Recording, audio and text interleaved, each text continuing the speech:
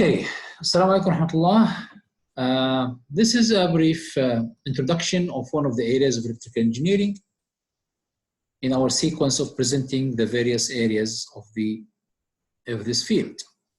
And today we'll be introducing the area of the power. Now, sometimes you say power, sometimes you say energy. These two terms actually in this context are interchangeable. This is different from the case if you want to refer to power as a quantity or energy as a quantity. In this case, power is the instantaneous consumption of energy measured in watts, where the energy is the integration of power over time. But we are here referring to power or energy as one of those major areas of electrical engineering. Now let's start broadly by looking at the main components of a power system. In a power system, we have the power plant where we generate the power. We have the transmission line segment of the system where we transmit the power from the plant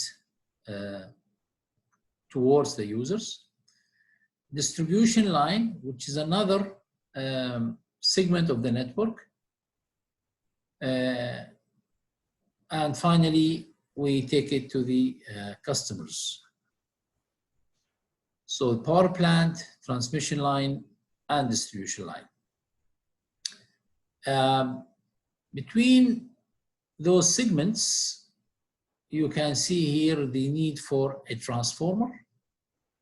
This is a transformer, or these transformers will adjust the power levels, or sorry, the voltage levels needed for the various segments. So we generate the power at a certain voltage, but we need to transmit it at a specific voltage level.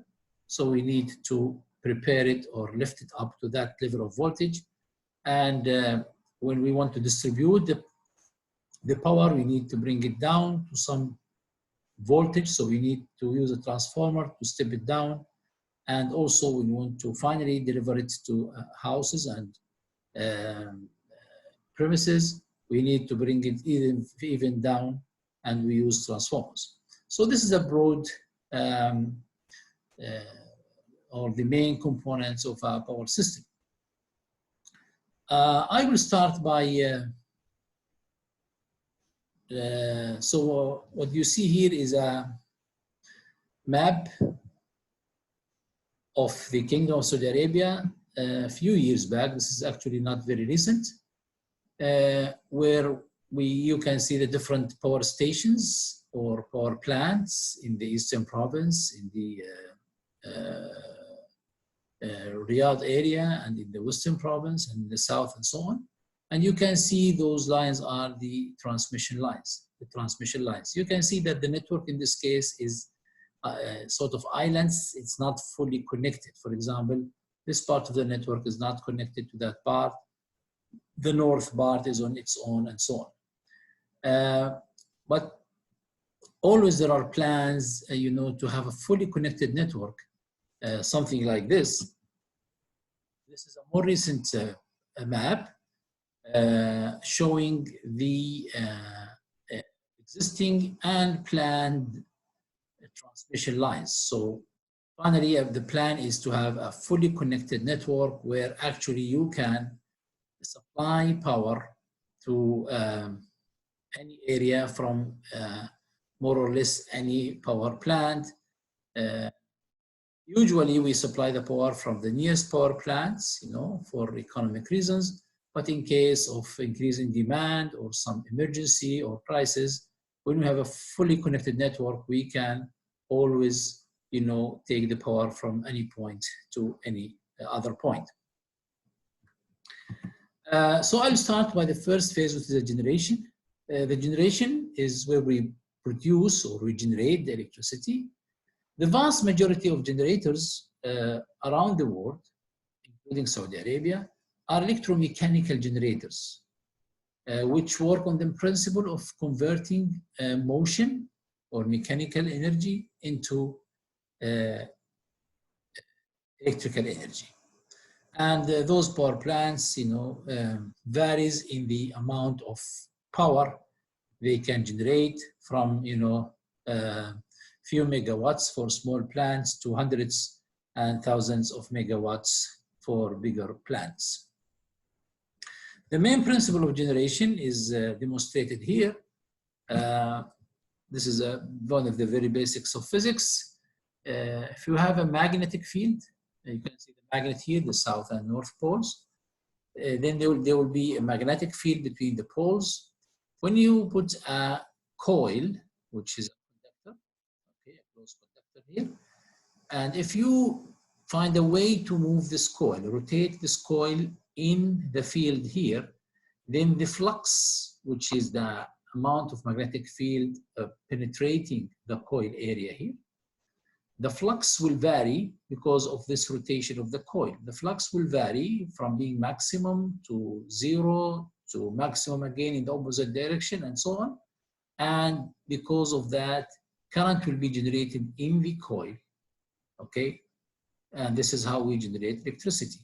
Now, because of the nature of generation, the generated voltage or current goes from zero to maximum in the opposite direction and so on, okay? Which we call it an alternating pattern or an AC voltage or current. A generator looks like this, it's of course, the size of the generator would depend on the ratings, how many megawatts it generates, but basically it has the exciter part here where we have the rotating coil, and we have the magnet inside this case, and the electricity is generated the way I have just demonstrated. Now, let's talk about those electromechanical power generators. We generate power, as I said, from mechanical energy. So we have something rotating. We have this coil rotating in a magnetic field. The question now is where do you get the energy for this rotation? Where do you get the force for this rotation? How do you rotate the coil? Well, one of the very popular and old ways is through steam. When you generate steam by, for example, boiling water, when you generate steam, the steam has a pressure. The pressure pushes on, different parts, and that makes the motion, a piston-like, and so on. So one way of generating this motion is from steam, and steam means that you have to heat, the liquid or heat the water, and there are, many ways of getting this heat to the water, either from any of the fuels, for example, oil or gas, or coal, and so on, or through nuclear energy, or through the sun by using the heat that the sun generates, and somehow focusing it. We can use that sun heat to warm up or to boil the water. What you see in the figure here is a photo of a nuclear energy plant, and this is a solar thermal plant. You can see here, the thousands of mirrors. They are, set at certain angles and directions facing the sun, so that they will all reflect the sunlight into this container here. Okay, that has water to heat up the water, and then we have the steam generated. So that's one way we generate steam, or several ways we generate steam. Now, can we get some mechanical motion? Can we get mechanical motion by other than steam? The answer is yes. We can get it from waterfalls, for example, or from the wind. Okay, those wind farms. Something like this you see here. So here we are generating the motion from the nature, from the waterfalls or the winds, and this is what's known as renewable energy. So so this is another way of generating the motion other than steam. In both cases, whether you use the steam or you use renewable energy, you are feeding that motion into a generator based on the electromechanical the electromechanical principle. A natural question is, are there other principles of generating electricity other than electromechanical? The answer is yes. And the popular example for this is the solar panel systems, the photovoltaic energy. In this case, we convert sunlight and not sun heat, sunlight into electricity. When the sunlight hits certain material, certain semiconductor material, electrons will be released, which means a flow of current will be generated, and then we can, store these batteries. But the electricity generated this way is not alternating, as we have seen in the case of the electromechanical generators. It's a steady, so we call it DC power. If you want to transmit this power through transmission lines from one place to another, then you need to convert this DC power into an AC power, okay, for transmission or for some applications that would require an AC power. So let's summarize what we have said so far. Generation is mainly electromechanical. In most parts of the world is electromechanical. And this motion that electromechanical generators need comes from the steam, and we generate the steam by heating water either by oil and gas or by the sun or by nuclear energy.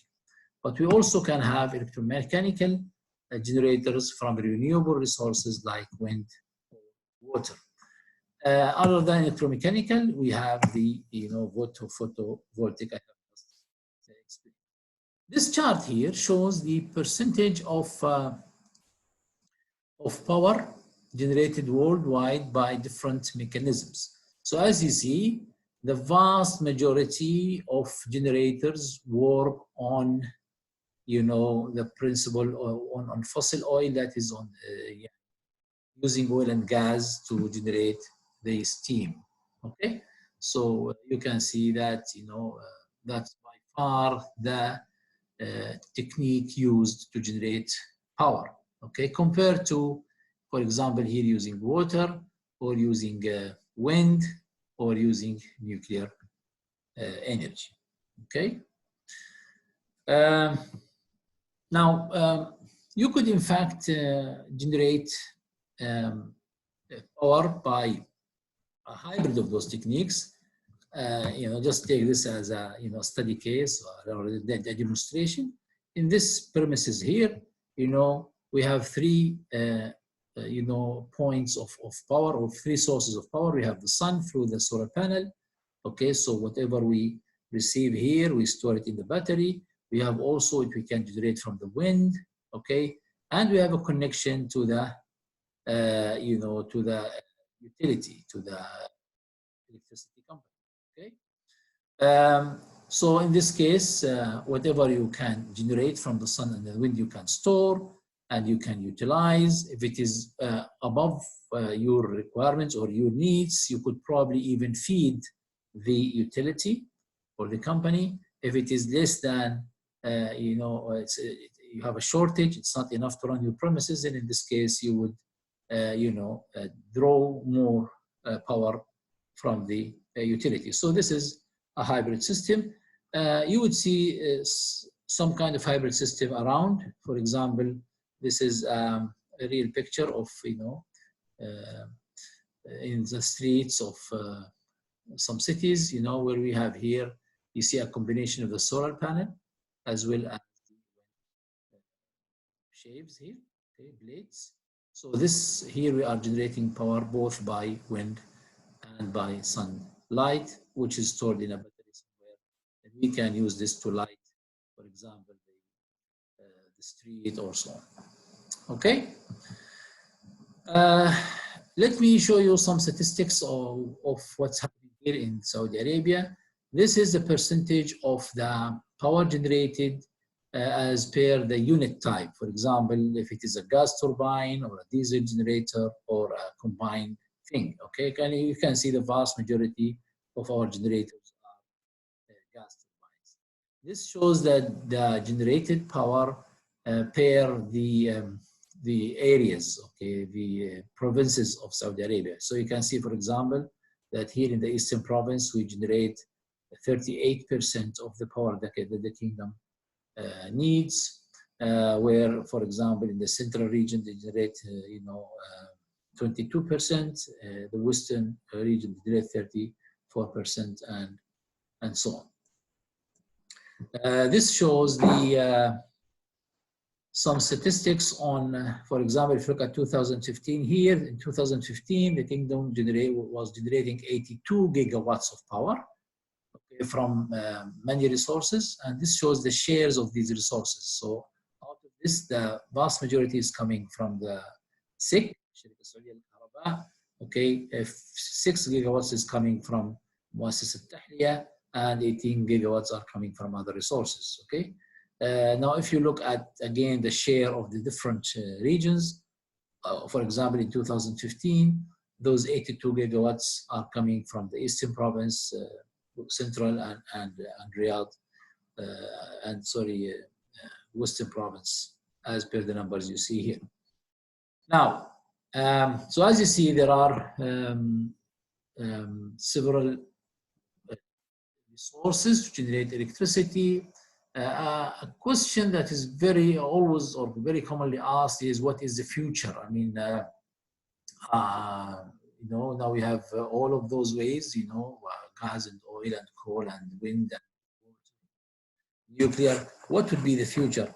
Actually, there are many projections, and depending on the data that people have and their own visions and their experience, they have some what do you call it, forecasting of where things would head in terms of power generation. So, for example, in this chart, you see this chart shows the projection for the future. For example, in 2050, these are expected to be the shares of the different ways of generating electricity. So in this chart, they are expecting the solar panel, which is this yellow area here, they expect solar panel to take over and to be very much contributing to the power that the world needs. Okay, well, it's expecting that the coal, for example, okay, al-fahm will be minimally utilized in the year 2050. Okay, well, for example, the hydro would keep its percentage and so on. So that's one projection for the future, but that's not the only one. Some other people have other views. For example, this is something okay, with different projection. In this projection here, as you see, they're expecting that solar wouldn't really playing a major role. You still have a very slim contribution of solar, this yellow strip here, even in the year 2040. While they still expect that the coal will be a major contributor to the power and so on. So these are just of course not completely views. They are based on some assumptions and so on, but you can see there are really very different views of where things may head in the future.